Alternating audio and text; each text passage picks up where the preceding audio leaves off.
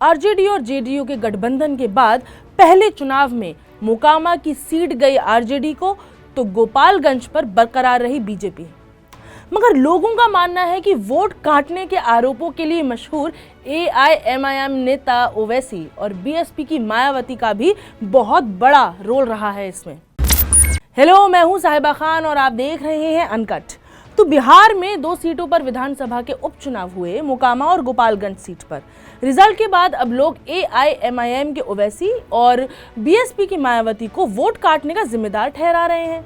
आइए जानते हैं कि कितनी सच्चाई है इस बात में, इन आरोपों में।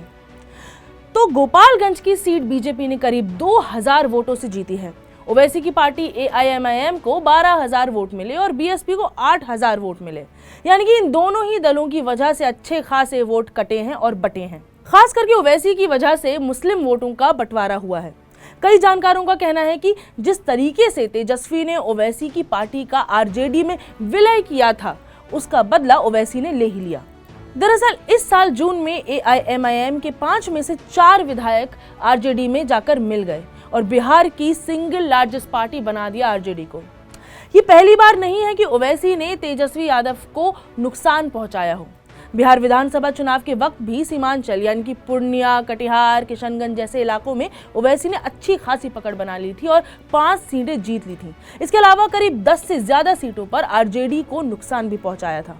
तो तेजस्वी ने भी फिलहाल बदला ले ही लिया और जून में ओवैसी साहब की पार्टी को ऐसी चोट दी कि पार्टी ही खत्म हो गई। जी हाँ, 5 में से 4 विधायक अपनी तरफ खींच लिए। अब बिहार की राजनीति के जानकार मानते हैं कि इसी का बदला ओवैसी ने इस बार इस बाईपोल में तेजस्वी से लिया है।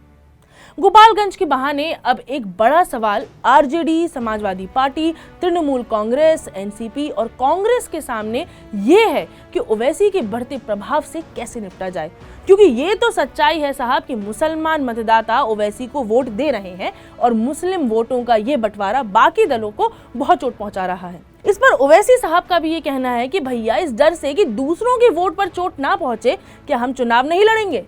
ये भी लोकतंत्र का एक बहुत सही और वाजिब तर्क है, बहुत सही आर्गुमेंट है। मगर अब बाकी सभी दलों को कोई ना कोई हल निकालना पड़ेगा कि या तो वो ओवैसी से लड़ने के लिए कोई रणनीति बनाए या फिर अपने अपने हिस्से में से उन्हें कुछ सीटें देकर उन्हें अपने गठबंधन का हिस्सा बना ले।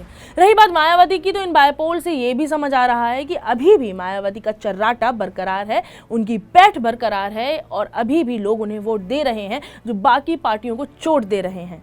फिलहाल ये तो था आज की बाईपोल्स का हल्का फुल्का सा विश्लेषण और हमने जानने की कोशिश की है कि क्या सही में ये बात सच है, इस बात में सच्चाई है। अगर आपको ये वीडियो पसंद आया हो तो please like, share and subscribe करें। मैं हूं साहिबा खान और आप मुझे फॉलो कर सकते हैं ट्विटर पर झांसी से रानी के नाम से। फिलहाल मैं लेती हूँ विदा। नमस्कार, आप देख रहे हैं अनकट।